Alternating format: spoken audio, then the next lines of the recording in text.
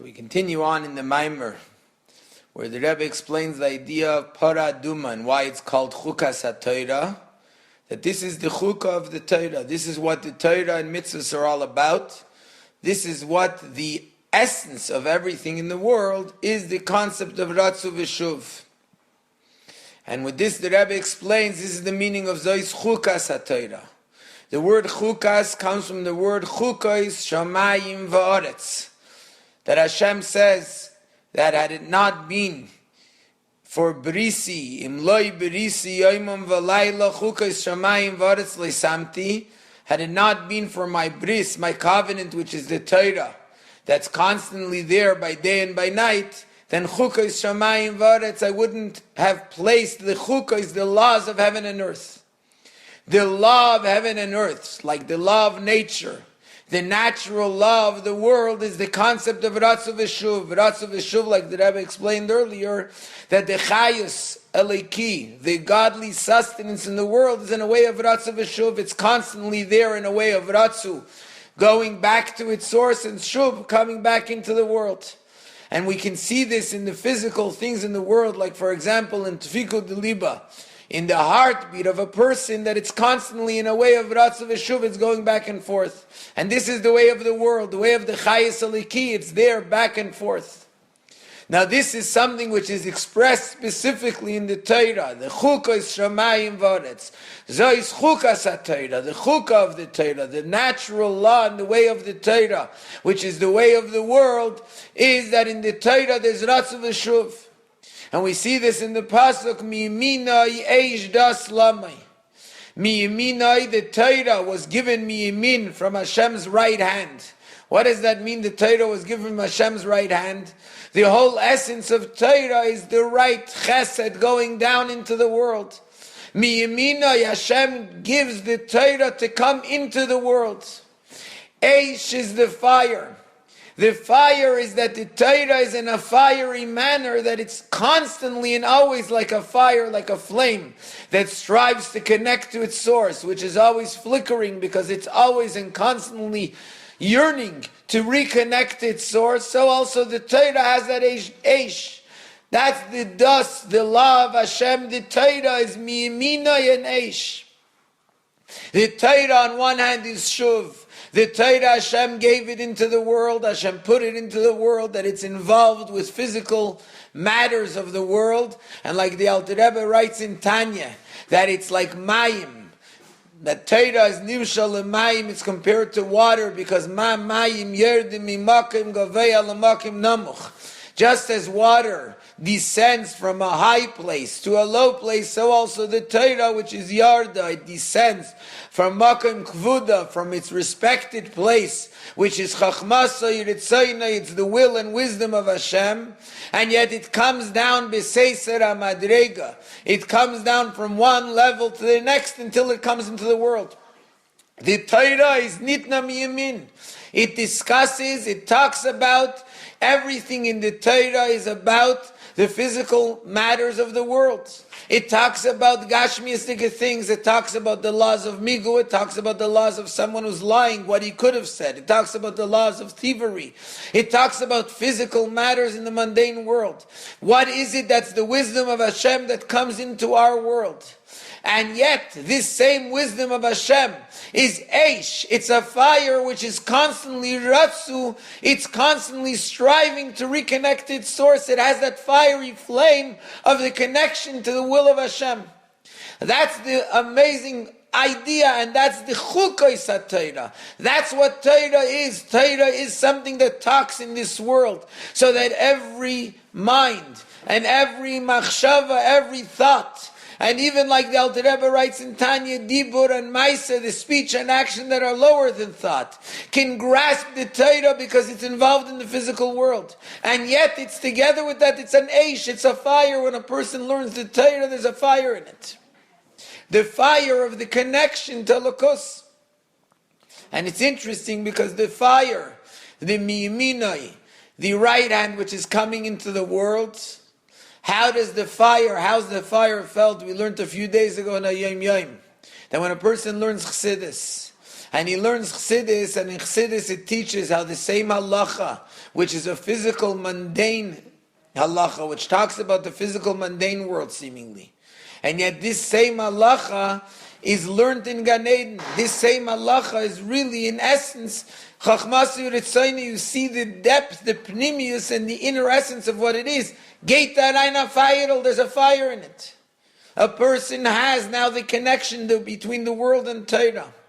And Gadol Limud, says the Rebbe in the Maimer, Shemevi Lidei Maaseh. Study is great because study brings to action. So it's the same way in the learning of Torah, in the wisdom of Torah, and it's the same in the Maaseh mitzvahs. That in mitzvahs there's also Ratzu and Shuv.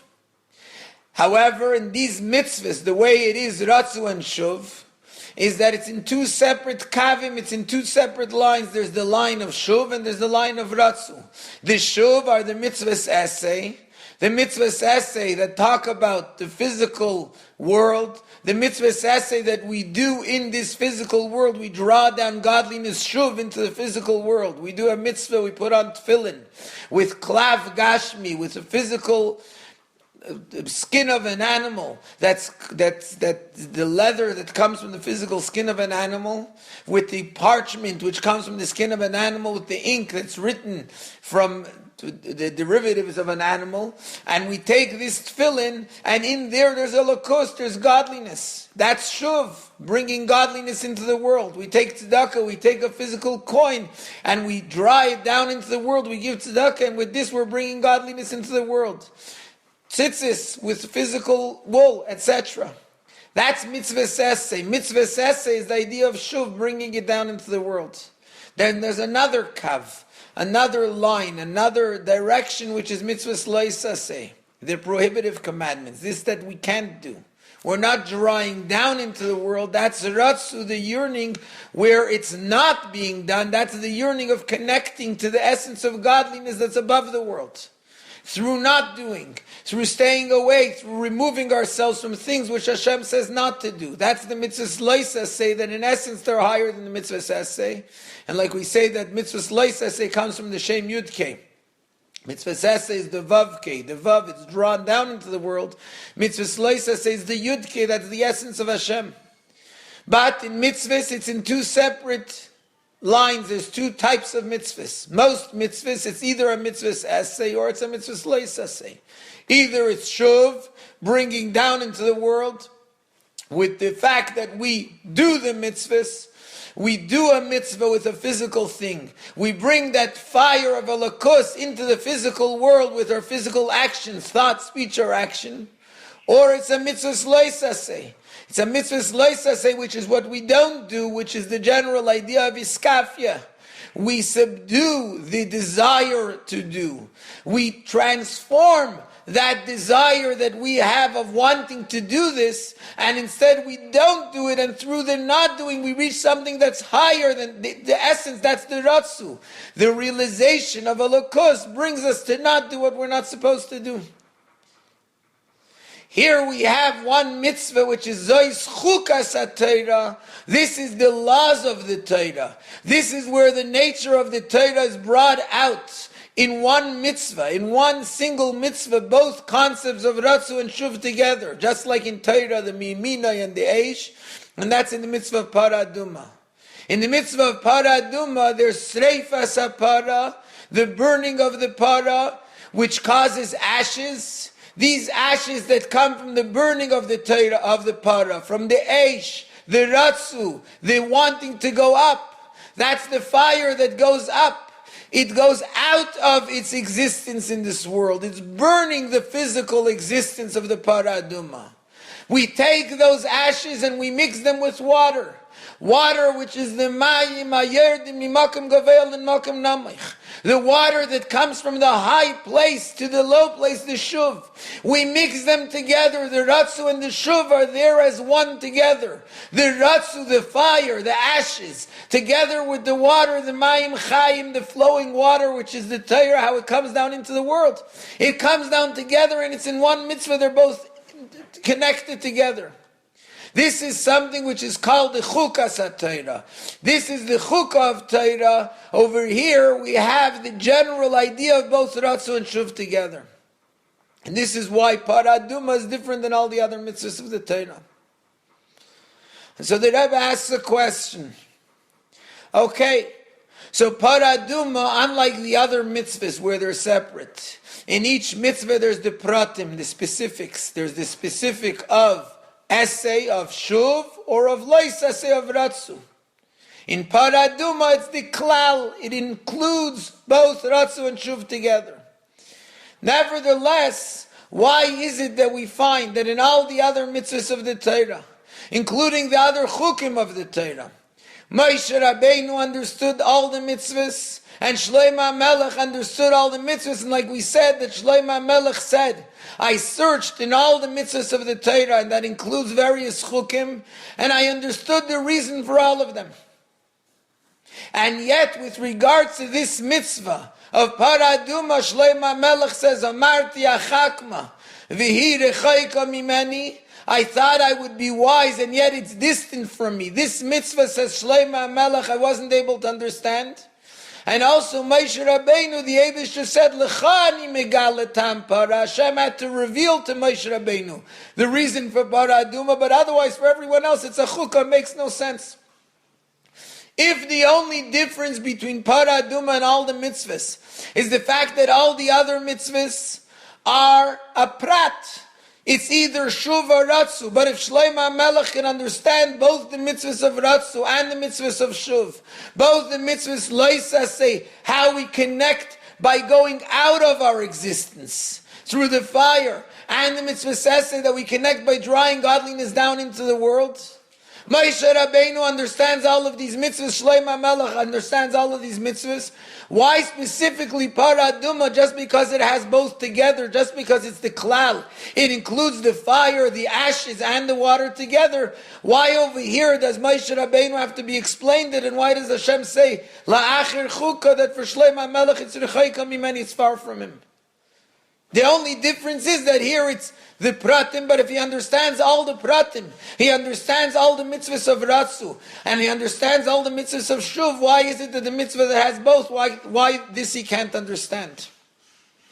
And so the Rebbe explains that it's not just the difference between Paraduma and all the other mitzvahs isn't just that Paraduma has ratzu and shuv together, and that all the other mitzvahs, it's separate, either ratzu or shuv.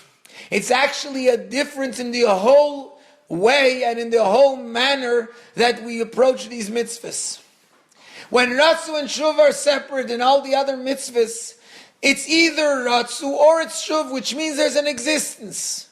An existence that either wants to connect to Hashem and leave the existence through the fire of not doing, of breaking, of going out of myself, of becoming ois mitzias.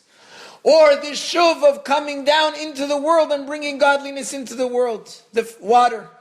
It's either or. Because they can't both go together. And what's the reason that they can't both go together? So the Rebbe explains that this is because they come from the level of memali kol almin.